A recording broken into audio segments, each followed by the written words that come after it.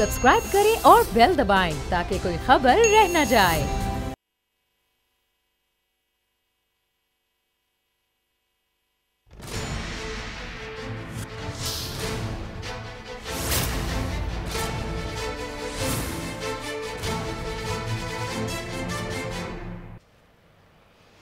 अस्सलाम वालेकुम, मैं हूं नूरुल आरफीन सिद्दीकी और आप देख रहे हैं मेरी जंग। वज़ीर-ए-आज़म पाकिस्तान ने आज कौम से मुसलसल तीसरा खिताब करके हैट्रिक मुकम्मल कर ली है। ये अलग बात कि इस खिताब में था क्या और इसकी ज़रूरत क्यों कर पेश आई, ये या तो वज़ीर-ए-आज़म जानते हैं या वो लोग जो अपने आप को कौम यूथ का बताते हैं वो बताते हैं कि उनका ताल्लुक़ उन लोगों में से जो वज़ीर-ए-आज़म पाकिस्तान उनकी क़यादत पर गैर मुतज़लज़ल ईमान रखते हैं। वज़ीर-ए-आज़म ने एक मरतबा फिर बता दिया कि लॉकडाउन मसले का हल नहीं है, लेकिन जो बात बतानी चाहिए थी वो आज भी नहीं बताई और साफ अनका हुए। मसले का हल क्या है ये उन्होंने आज भी नहीं बताया। ताहम उन्होंने ये बताया कि मोदी जो है वो लॉकडाउन करके पछता रहा है और उसने अपनी कौम से माफ़ी मांगी है। चलिए कम अज़ कम मोदी के नामा-ए-माल में एक नेकी तो लिखी गई कि उसने अपने लोगों से माफ़ी मांगी। यानी बंदा उमूमी तौर पर गलत सही, लेकिन अगर उसे अपनी किसी गलती का एहसास हो जाए और वो माफ़ी मांग ले, सियानों ने पता नहीं क्यों उसे आला ज़रफ़ी से ताबीर किया है। वल्लाह आलम। यहाँ तो कुछ लोग ऐसे हैं जिनसे गलती दर गलती होती है, गलतियों के कोहे गिरा वो खड़े किए देते हैं। ताहम ओहो कोहे इस्तिक़ामत। वज़ीर-ए-आज़म ने फरमाया हमें ये जंग हिकमत अमली से लड़नी है। लोग इधर उधर देख रहे हैं, हम तो सोच रहे थे आप लड़ेंगे, आपने हमारे कंधे में रख दिया, तो आप क्या कर रहे हैं? वो कौम से खिताब करने में लगे हैं।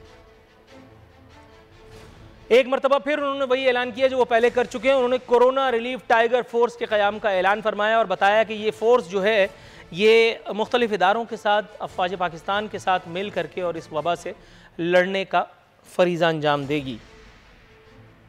मज़ीद बताया मेरे मसीहा ने कि वज़ीर-ए-आज़म हाउस में कोरोना की निगरानी की जा रही है। अब इस लतीफ़े में आदमी क्या कहे, ओके ही कहा जा सकता है। मेरे ख्याल आगे बढ़ते हैं। कहते हैं कि एक हफ्ते के बाद हम बताएंगे कि बीमारी कम हुई या नहीं। हुजूर अल्लाह का वास्ता आप मत बताइएगा, हम अखबार में पढ़ लेंगे, आप ट्वीट कर दीजिएगा, हम वहाँ से भी काम चला लेंगे। वैसे भी इसके लिए फिर तकरीर का तकल्लुफ़ उठाना, फिर इतना ताम झाम, फिर इतनी एडिट दर एडिट, फिर इतनी अगलात, और फिर आदमी को देख करके कोफ्त होती है। वो जो फ्लैशेज हो रहे होते हैं कि यार भंड मारा है इन्होंने, तो पकड़ में आ जाएगी। बेहतर है आप ट्वीट कर दिए, हम समझ जाएंगे कि बीमारी कम हुई या नहीं।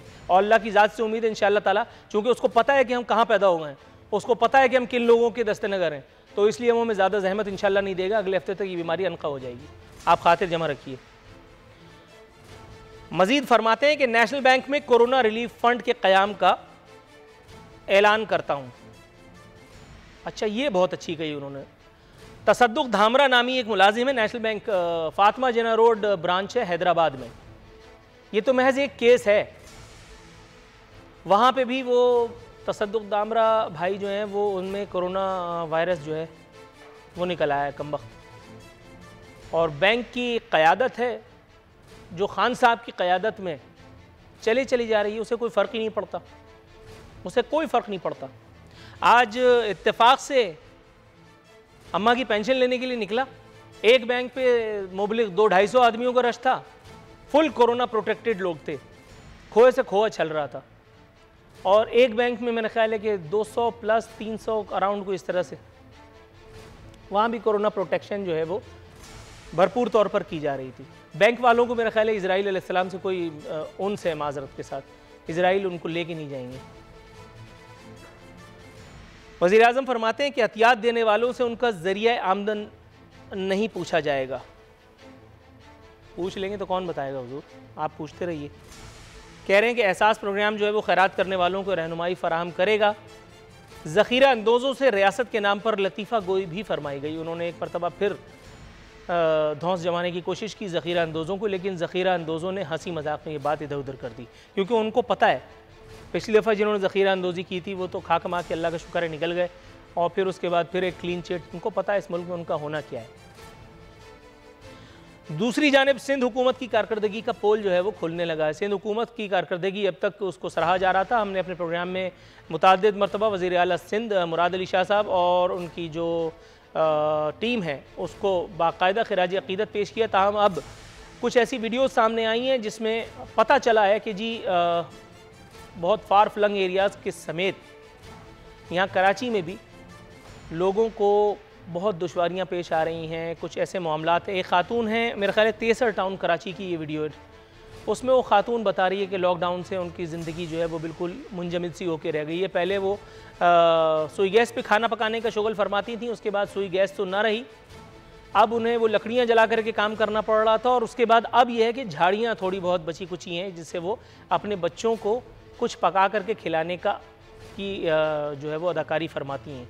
खातून की आवाज़ भर्रा गई थी, उनको लग रहा था कि उनकी इन्वर्टेड कॉमास में ये अदाकारी हुक्मरानों पर कोई असर छोड़ेगी। रानीपुर में ही अगर हम बात कर लें तो रानीपुर में आज के अखबार में, मुल्क के सबसे बड़े उर्दू रोज़नामे में बैक पेज पर ये खबर छपी है, साथ साथ जो है वो तस्वीर भी शाया हुई है जिसमें रानीपुर में, जो कि बदकिस्मती से सिंध में आता है, जिसके वज़ीर आला मुराद अली शाह साहब हैं, वहाँ अपने मुंतखब नुमाइंदों की गायबाना नमाज जनाजा अदा करके और उन्होंने लोगों ने अपने कोफ्त का, अपनी जो है वो गम गुस्से का भरपूर तौर पर इजहार किया है। इससे साफ पता चलता है कि हमारे लोगों को, हमारे अवामुन्नास से हमारे जो हुक्मरान हैं उनको हमारे लोगों से किस कदर उन्स है। जबकि दूसरी जानिब वज़ीर बिलावल साहब क्या फरमा रहे थे, उनका बयान कहाँ चला गया, हाँ, लॉकडाउन से कोई भूखा न रहे, हुकूमत हर मुस्तहक के घर पहुँचे। जैसे ही उन्होंने मुस्तहक का नाम लिया तमाम वज़रा सीधे होकर बैठ गए और समझ गए कि हमारी ही बात हो रही है। अलबत्ता एक थे वो हार्ड मेयर कराची, एक वीडियो उन्होंने जारी की है, अभी बहुत उनका चर्चा था, लोग पूछ रहे थे कि कहाँ रह गए ये, तब पता चला कि वो अपने घर के ड्राइंग रूम में बैठे हुए और उन्होंने फ़ोटो सेशन एक कराया और एक ज़बरदस्त किस्म की वीडियो उन्होंने जारी की है, जिसमें उन्होंने बताया कि वो नहीं, एक फजूल सी लाइन थी किसी ज़माने में, तुम जियो या मरो, तुम जीतो या हारो, तुम सट्टा खेलो या जुआ खेलो, हमें तुमसे प्यार है। इसी तरह की एक लाइन उन्होंने बेहुदा सी दी कि तुम जियो या मरो, हम अपने घर के ड्राइंग रूम में, लेकिन तुम फ्रंट लाइनर्स हो। मुत्तहदा कौमी मूवमेंट जो अपने आप को 98% गरीब, पता नहीं क्या वो फिल्मी सी लाइन है, वो बताती है उनको कि हम उनके चैम्पियन हैं। उनकी क़यादत भी जो है वो क्वारंटाइन में है, काफ़ी अरसे से नज़र नहीं आए ये सब। देखिए, मेरा ख्याल है कि जब ये मामला सुलझ जाएगा तो कहीं ना कहीं से नमूदार हो जाएंगे और उसके बाद जिए महाजिर या जिए मुत्तहदा करके वो बेवकूफ़ों को मज़ीद बेवकूफ़ बनाने के काम में आएंगे। जरताज गुल साहिबा अंताक्षरी खेलने के मूड में शहबाज शरीफ साहब से पूछ रही हैं कि आप ये बताइए, आपने 5000 मास्क कहाँ बांटे। सरबराह नून लीग पर नौटंकी करने का इल्ज़ाम भी आयद किया और कहा कि मास्क की तादाद जो आपने अतिया की वो 5000 थी या 50। शहबाज शरीफ को शोबाजी का शाहकार भी करार दे डाला।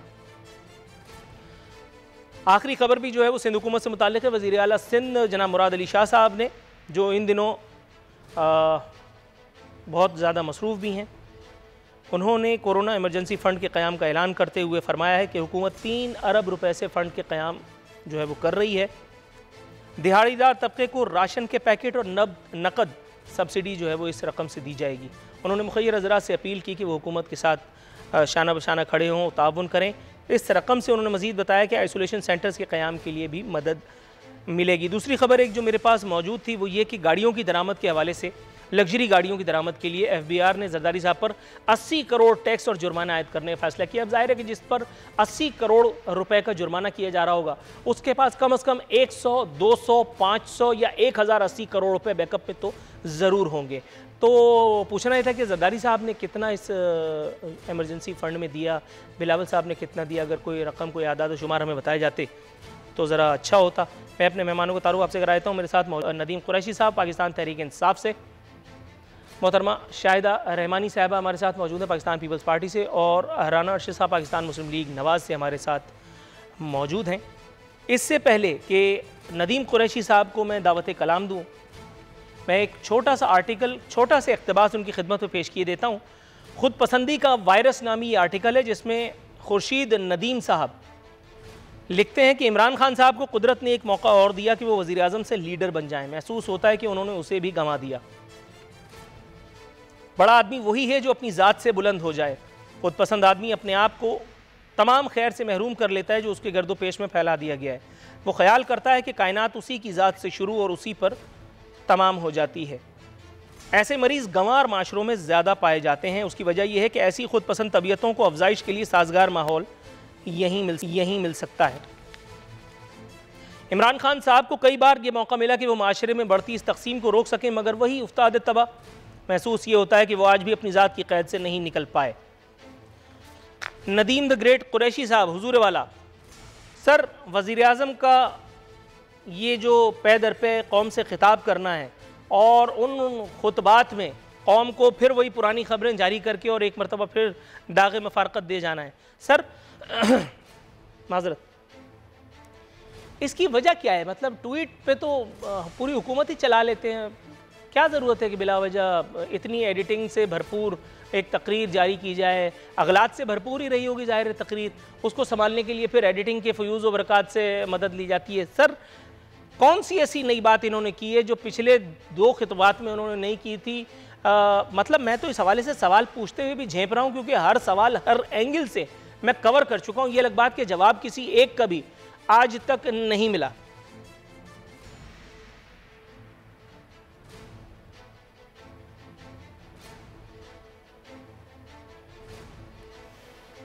जी बिस्मिल्लाहिर्रहमानिर्रहीम। नूरुल आफरीन साहब, एक तो मैं आपका शुक्रिया अदा करता हूँ कि आप हस्बे मामूल आपने उसी तरह से माशाल्लाह 10 मिनट का इंट्रो पूरी अपनी दिल की बातें आपने अपना मिजाज सारा कौम के सामने पेश किया। लेकिन आपने एक बड़ी अजीब सी बात की, अब मैं सवाल करते हुए झेप रहा हूँ। ये मेरे लिए बड़ी हैरानी की बात है कि इतने सारे सवालों के बाउंसर करने के बाद भी आप अपने आप को झेपता हुआ तस्वुर करते हैं। देखिए, इमरान खान साहब इस मुल्क के मुंतखब वज़ीर आज़म हैं। एक तो मैं अर्ज करूँ खुर्शीद नदीम साहब के कॉलम की, पाकिस्तान में हमारी ये बदनसीबी अभी नहीं, ये पिछले 3-4 दहाइयों से है। यहाँ हर कलमकार अपने आप को अक्ले कुल समझता है और उसको समझना चाहिए, उसके कारीन मौजूद हैं। चूंकि नूरुल आरफीन सदीकी जैसा ज़हीन फतीन और एक बबांगे दोहल बोलने वाला शख्स अगर खुर्शीद नदीम का कारी है तो मैं तो इसको और कुछ नहीं कह सकता। इमरान खान साहब ने कौम को एतबार में लिया, उनको लेना चाहिए। जिस सूरत हाल से पाकिस्तान गुजर रहा है, पूरी दुनिया गुजर रही है, मैं समझता हूँ प्राइम मिनिस्टर अपना हक अदा कर रहे हैं कि हर इशू पर अपनी कौम को एतबार में ले रहे हैं। अब मुझे वो तरीकाकार समझा दें। आज भी मैं अपोजिशन के दोस्तों की सुन रहा था जो कहते थे कि जी हुकूमत हमें कुछ नहीं बता रही।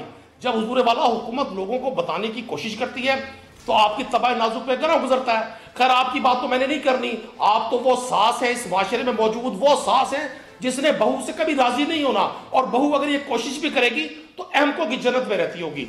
इमरान खान साहब ने अपनी कौम को बताया, उन लोगों को बताया जो जखीरा अंदोजी कर रहे हैं कि आप अगर इस सारे काम में लोगों की तकालीफ कम नहीं कर सकते। इमरान खान साहब ने बता दिया, जखीरा अंदोजों से भी तो पूछना उन्होंने कितना सीरियस लिया। स्ट्रेटजी बताई हुजूर वाला। इमरान खान साहब तो बता के निकल गए, जखीरा अंदोजों की मत पूछिएगा, वो अभी तक पेट पकड़ के हंस रहे हैं। आपने मेरे ख्याल है उनके बयान को कुछ ज्यादा ही सीरियस ले लिया। हुजूर वाला, आपने कहा कि इमरान खान साहब जो हैं उन्होंने कौम को एतमाद में लिया। मैं आपको ये बताते हुए मुसर्रत महसूस कर रहा हूं कि इमरान खान साहब पै दर पै अपने किए जाने वाले इन खुतबात इमरानिया में कई मरतबा हमें एतमाद में लिए, लेकिन जितनी मरतबा वो कौम से खिताब करके गए उतनी मरतबा आदमी कंफ्यूज ही आ जाता है। यार, इस खिताब का मतलब क्या था? कभी वो फरमाते हैं कि हम टाइगर फोर्स भेज करके इजराइल अलैहिस्सलाम को माजरत के साथ माज़अल्लाह डरा लेंगे। कभी वो ये कहते हैं कि कोरोना रिलीफ फंड का कयाम जो है वो अमल में लाया जाएगा। हुजूर वाला, इसी तरह के कितने फंड, मुझे जरा ये बताइए, वो जो डैम फंड के नाम पर कौम के साथ हाथ किया गया था, वो डैम फंड की जो रकम है वो किधर किसके घर पड़ी है?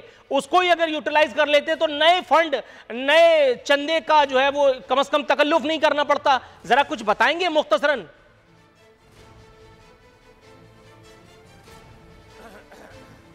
देखिए, मैं तो ये कहूंगा, जो चाहे आपका हुस्न करिश्मा साज करे, हुजूर वाला इमरान खान बिल्कुल ठीक कर रहे हैं। देखिए, पाकिस्तान में जो हेल्थ का सिस्टम है वो किसी से पोशीदा नहीं है। और मैं आपको अर्ज कर दूं, पाकिस्तानी कौम समझती है, पाकिस्तान में किसी सामरी जादूगर की हुकूमत नहीं है कि वो चिराग हिलाएगा और पूरे मामला ठीक हो जाएंगे। थोड़ा सा तवक्कुफ कीजिएगा, आपके जवाब में भी कुछ ऐसा नया नहीं है जिस पर फोकस किया जाए। मैं आपकी तरफ आता हूँ, जरा तवक्कुफ फरमाइएगा। मैं आपकी तरफ आता हूँ। मोहतरमा शाहिदा रहमानी साहिबा काफी देर से इंतजार फरमा रही हैं।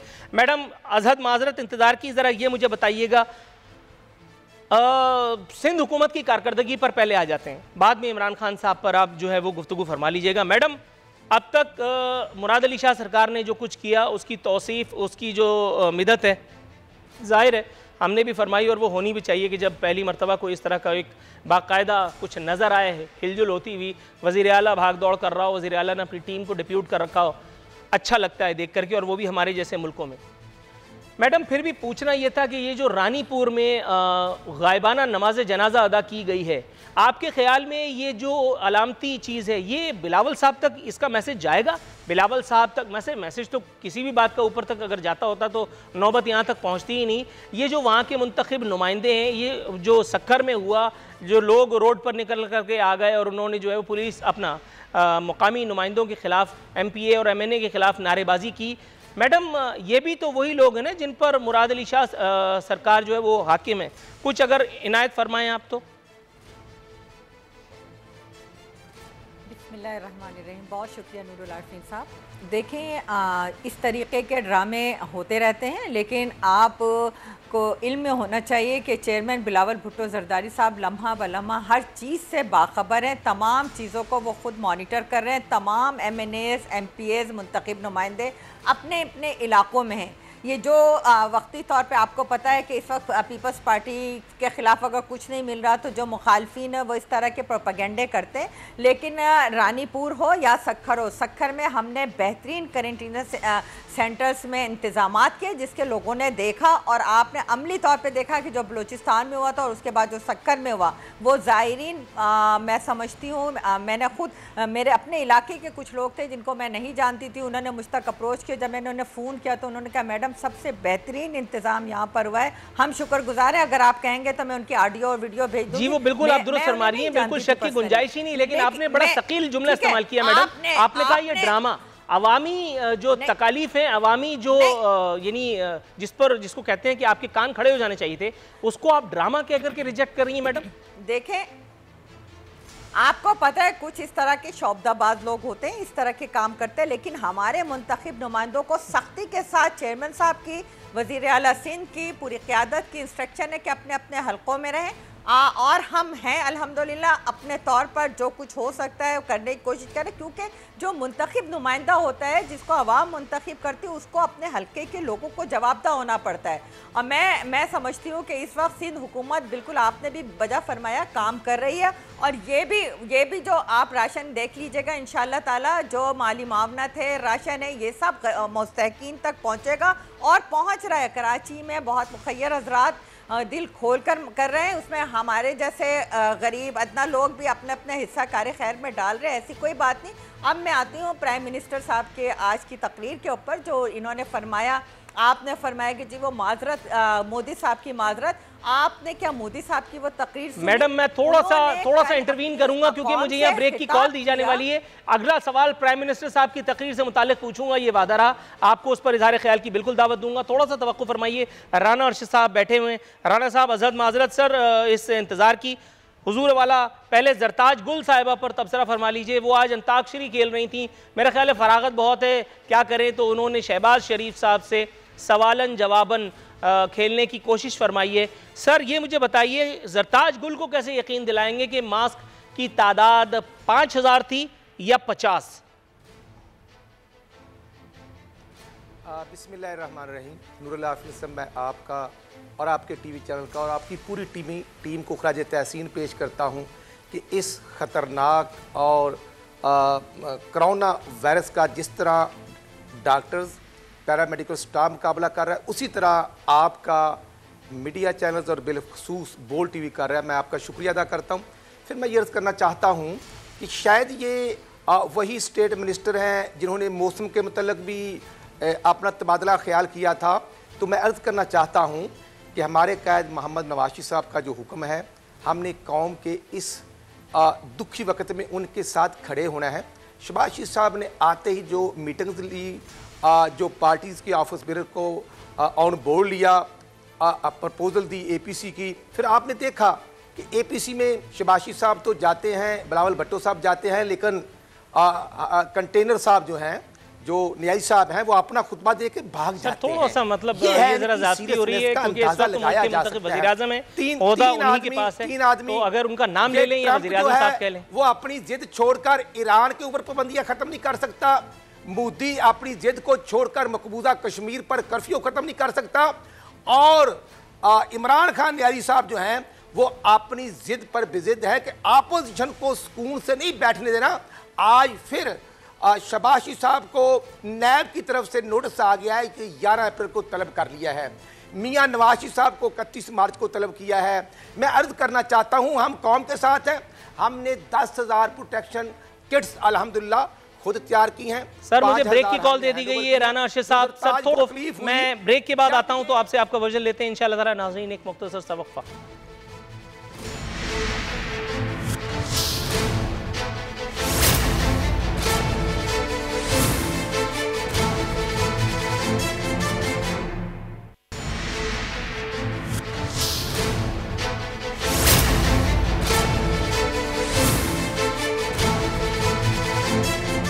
नाज़रीन दस्तूर हमारे मेहमान हमारे साथ मौजूद हैं राना अरशद साहब। सर 30 सेकंड्स जल्दी से अपनी बात कंप्लीट कीजिए, उसके बाद फिर मैं नदीम साहब के पास जाऊं। नूरुल आरिफिन साहब, मैं ये अर्ज कर रहा था, पंजाब का डाटा छुपाया जा रहा है। आज भी अपोजिशन लीडर शबाशी साहब ने जो मीटिंग की है उसमें हमने गवर्नमेंट से ये गुजारिश की है कि पंजाब के अंदर जो 6,500 ज़ायरीन आए थे, नूरुल आरिफिन साहब सिर्फ जो इंटरनेशनल फ्लाइट थी उनके 3 ही एयरपोर्ट ओपन थे 3 हफ्तों से, इस्लामाबाद, लाहौर और कराची। गवर्नमेंट के हेल्थ मिनिस्टर ये कह रहे हैं कि 93-94% जो ये वायरस आया है ये बाहर से आया है। तो फिर क्यों नहीं उन लोगों को प्रॉपर उनकी ट्रीटमेंट की गई, उनको किट्स प्रोवाइड नहीं की गई। आज भी पंजाब के अंदर किसी हॉस्पिटल में ये टेस्ट नहीं किया जा रहा। एक लैब है, या जो चाइना का हम शुक्रिया अदा करते हैं, जो शबाशी साहब ने भी उनके प्रेसिडेंट को लेटर लिखा है, जो उन्होंने किट्स भेजी हैं, जो मैं समझता हूँ वेंटिलेटर्स भेजे हैं, जो उन्होंने मास्क भेजे हैं। जो पहले 12,000 मास्क आए थे वो गालबन शौकत खानम हॉस्पिटल में चले गए थे। शौकत खानम हॉस्पिटल में लोगों से गालबन 8500 रुपया लिया जा रहा है। ये पूरे गवर्नमेंट के हॉस्पिटल में किट्स होनी चाहिए, आवाम को ये अवेलेबल होनी चाहिए सहूलत, और गवर्नमेंट की ये जिम्मेदारी है। ये जो टाइगर फोर्स इमरान खान साहब ने मुकर्रर की है, ये गवर्नमेंट के अदारों पर अदम इत्मीनान थोड़ा सा तवक्कुफ कीजिएगा, मैं आपकी बात का जवाब ले लूं नदीम साहब से, उसके बाद फिर मैं उनसे सवाल पूछने की जहमत उठाऊंगा। सर राना साहब थोड़ा सा तवक्कुफ, राना साहब तवक्कुफ, थोड़ा तवक्कुफ। नदीम कुरैशी साहब, सर हुजूर इस इल्ज़ाम, इस बहतान, इस हकीकत जो भी है, इसको सर ज़रा आप रिस्पॉन्ड कीजिए, उसके बाद फिर मैं अपना अगला सवाल डालता हूँ मुख्तसरन। देखिए, ये कोरोना के हवाले से जो जितने भी मामला बन रहे हैं, आप देखिए आजकल आपका मीडिया नफ्सियाती माहिरीन को भी टीवी पर बिठा रहा है ताकि जिन लोगों की ज़हनी हालत को खुदा न खासा डिस्टर्बेंस हो जाए, परेशानी हो जाए, तो उनको भी रिलीफ मिलने का तरीका मिले। अभी राना साहब ने सीधा साधा इल्ज़ाम लगा दिया कि जी चाइना से आई हुई सारी किट्स जो है शौकत खानम को दे दी गई। मैं राना साहब की ज़हनी हालत के हवाले से दुआ दूँ अल्लाह ताला इनको सेहत दे और इनके मामला में बेहतरी फरमाए। देखिए, कोई हुकूमत कभी नहीं चाहेगी कि उसकी आवाम खतरे में जाए। नूरुल आसिफ सिद्दीकी साहब, मैं आज आपसे भी अपील करूंगा, अल्लाह ताला ने आज आपको जिस सलाहियत से नवाजा है। राना साहब, मैंने आपकी सारी बात सुनी है। राना साहब, सर जब आपने बात की थी तो नदीम साहब खामोश थे। मसला है आपका राना साहब, सर ये फाउल है, मैं आपको मुतमईन करूंगा। राना साहब, नदीम साहब से गुफ्तगू हो रही है। जी नदीम साहब प्लीज, आप बिल्कुल फिक्र नहीं करें। मैंने देखिए, मैं नूरुल आरिफ सिद्दीकी साहब आपसे भी दरखास्त करूंगा, अल्लाह ताला ने आपको बहुत अच्छा बोलने वाला बनाया।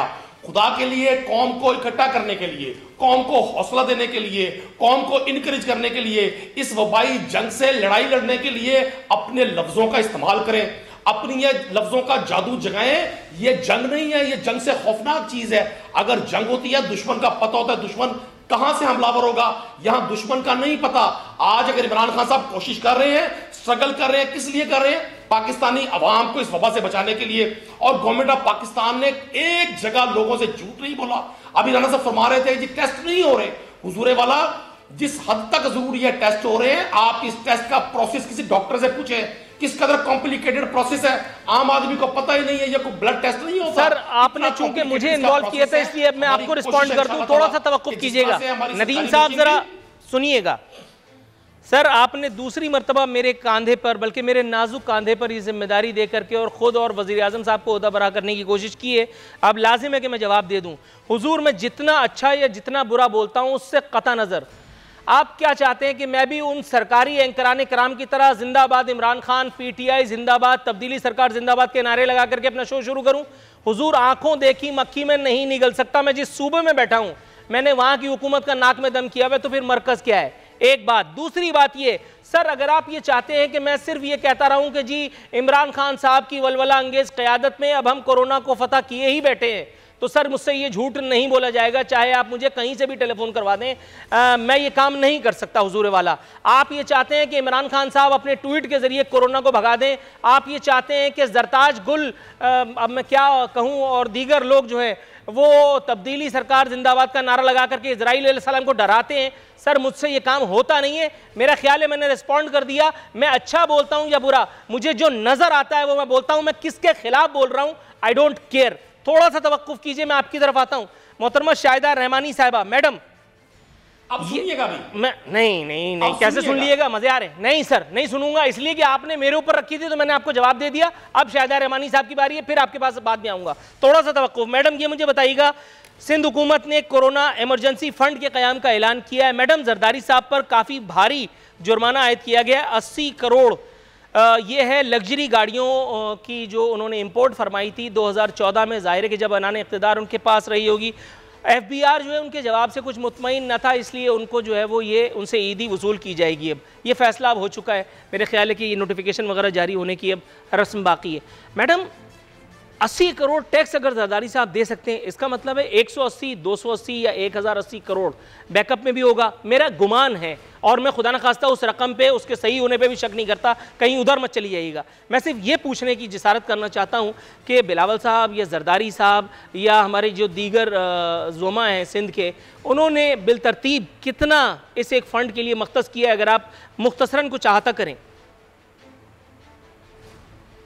सबसे पहले तो नूरुल आरिफीन, आपने मुझे कहा था कि मैं इसके बाद आपको मौका दूंगा कि आप वज़ीर आज़म साहब की स्पीच के ऊपर हवाले से कोई बात कर सकें।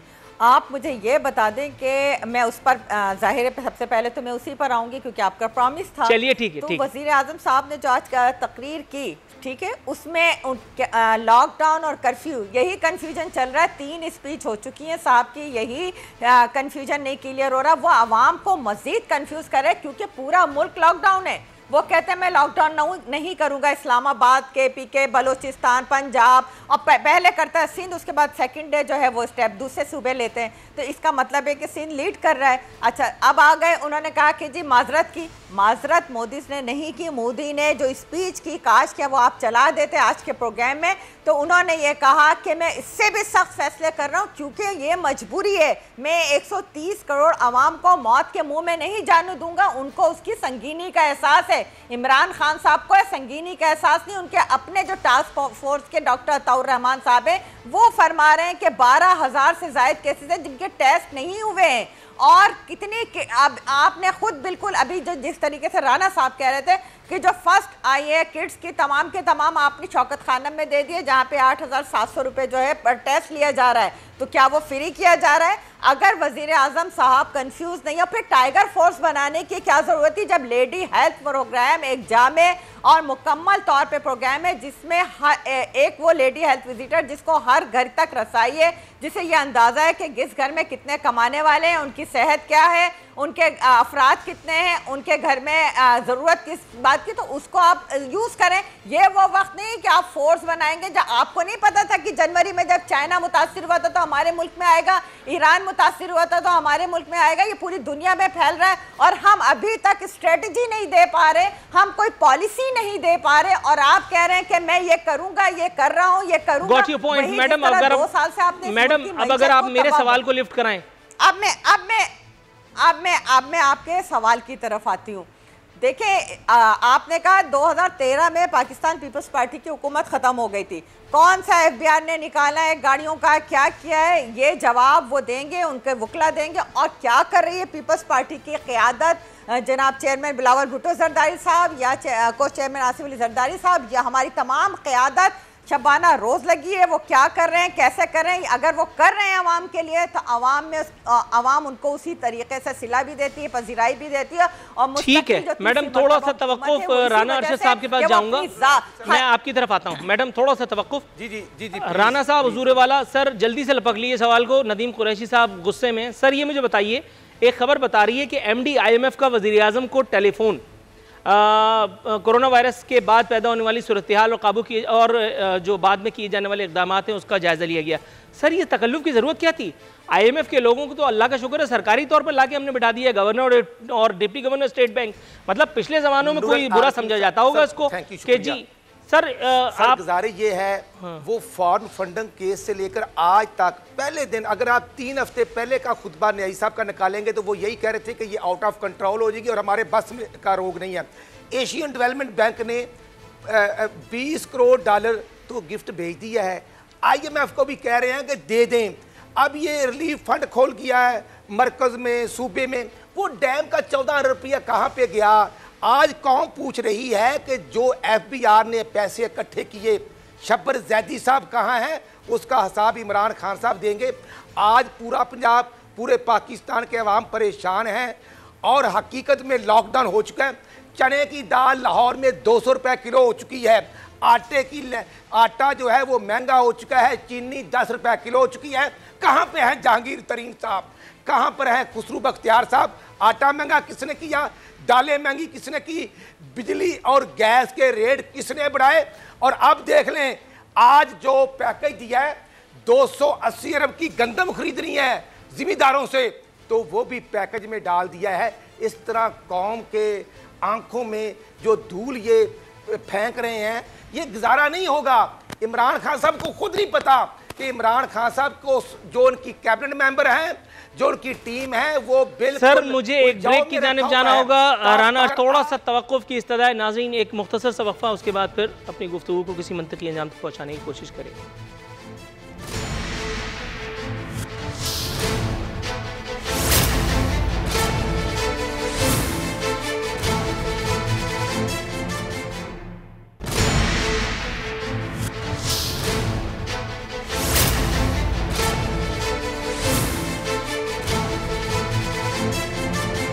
वेलकम बैक नाज़रीन। दस्तूर हमारे मेहमान हमारे साथ मौजूद हैं। नदीम कुरैशी साहब, हुजूर वाला, टाइम बहुत कम है, फोकस कीजिएगा मेरे सवाल पर।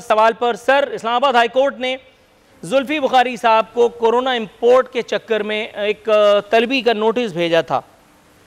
सर आज के अखबार में बता रही खबर कि जुल्फी बुखारी के खिलाफ कोरोना वायरस के फैलाव की तहकीकात की दरख्वास्त मुस्तरद कर दी गई फाइनली, जिसके बाद जुल्फी बुखारी साहब ने ख्वाजा आसिफ को 1 अरब रुपए हर्जाने का नोटिस भेज दिया गया है। सर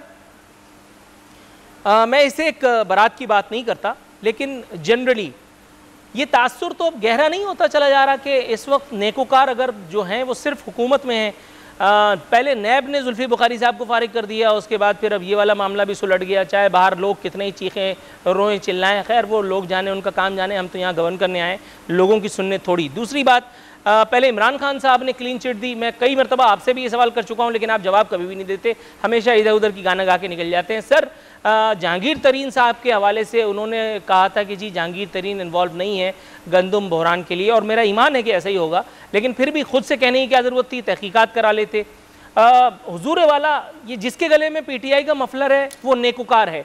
ये कैसे, मतलब ये हुकूमत का चलन, ये हमारे मामलात, ये कैसे चलता चला जाएगा? कुछ जरा रोशनी डालिए, लेकिन इख्तिसार के साथ।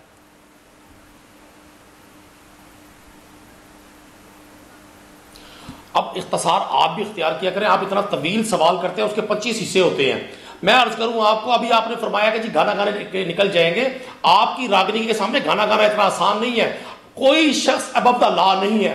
अगर क्लीन चिट मिली है जुल्फी बुखारी साहब को, उनके खिलाफ एप्लीकेशन गई है, तो आप ख्वाजा आसिफ साहब हिम्मत करें, आगे बढ़े। हरजाने के नोटिस का क्या मतलब होता है कि कोई शख्स साबित करे। अगर जुल्फी बुखारी पे कोई जुर्म साबित होगा तो उनको सजा मिलनी चाहिए। मैं हूं, आप हो, कोई भी शख्स अबव द लॉ नहीं है। और मैं बिल्कुल कहता हूं, हाँ, ये बात कैटेगोरिकली कि हम 1.5 साल से गवर्नमेंट में आए हैं। ये जो तजर्बेकार जितने लोग मौजूद हैं, जिनको सारे सुर, बांसुरी, राग और रागनी पता है, हम उनको चैलेंज कर रहे हैं, वो आए। यही पाकिस्तान की कोर्ट और अदालतें उनको रिलीफ दे रही हैं। इन्हीं अदालतों की वजह से वो लंदन यात्रा कर रहे हैं।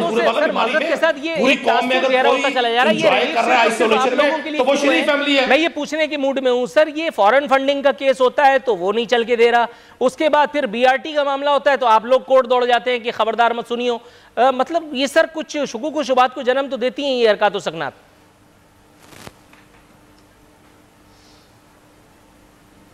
देखिए, आपके मिजाज पर जो चीज नागवार गुजरती है, हर चीज का जवाब मुमकिन नहीं है। मैंने आपको बता दिया, कैटेगरी आपके सवाल का जवाब दे रहा हूं। पाकिस्तान तहरीक इंसाफ में कोई शख्स अबव द लॉ नहीं है। अगर जुल्फी बुखारी साहब के साथ कोई इल्जाम आया और वो इल्जाम गलत साबित हुआ, अब तो बड़ा अच्छा मौका है कि ख्वाजा आसिफ साहब आए, इस केस को प्लीड करें। मैं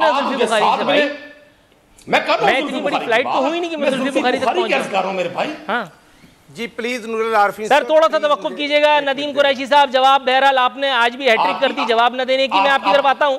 राना अरशद साहब, सर थोड़ा सा तवक्कुफ कीजिएगा, मैं आपकी तरफ भी आता हूं। पहले शाहिदा रहमानी साहबा के पास जाऊं। मैडम, खबर ज़रा संगीन ही है, लेकिन ज़रा अगर आप मुझे जवाब इनायत करें। वज़ीर आला सिंध ने लॉकडाउन में 1 हफ्ते की तोसी कर दी। मैडम, लॉकडाउन में तकरीबन 10 रोज़ तो हम हो गए, 10 रोज़, आगे 7 दिन की तोसी हो गई है। उसके बाद क्या देखती हैं आप? क्या फिर खुदा न खास्ता फिर 7 दिन की तोसी? ये कब तक तोसी होती रहेगी? आवाम का जो हाल है, मतलब वो तो कह के थक गया। आवाम जो है वो अपने रिप्रेजेंटेटिव्स हैं, उनकी सुनने के लिए तैयार नहीं है। जो शॉपिंग सेंटर्स में रश है, जो लोगों का इज़्दिहाम है, वो ख़त्म होने का नाम नहीं ले रहा। कर्फ्यू लगाना नहीं है और लगना भी नहीं चाहिए। क्या होने जा रहा है, क्या होगा सिंध में? मैम ज़रा बताइए।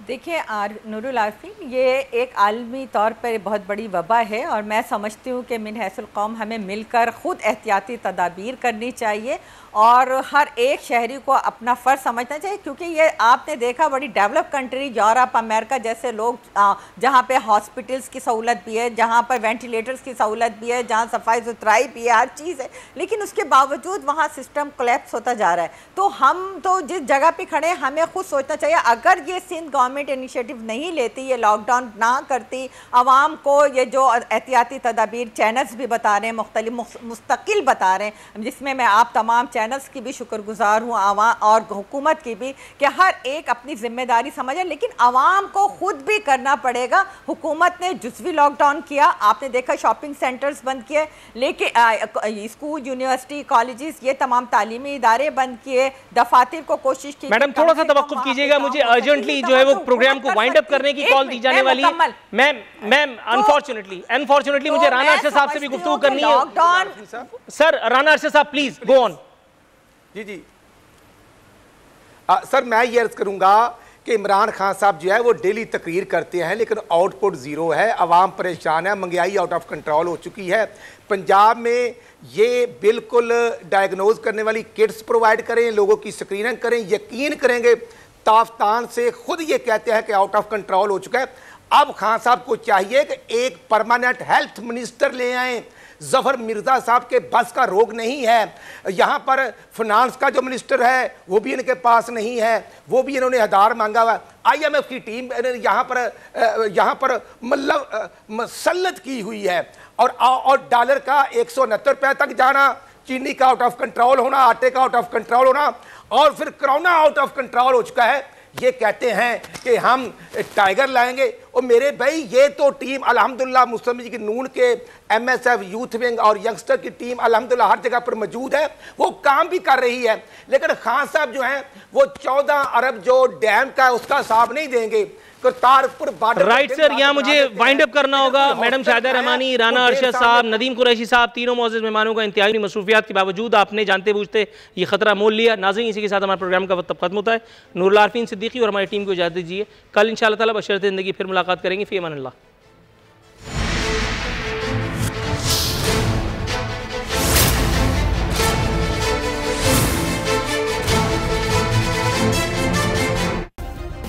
सब्सक्राइब करें और बेल दबाएं ताकि कोई खबर रह न जाए।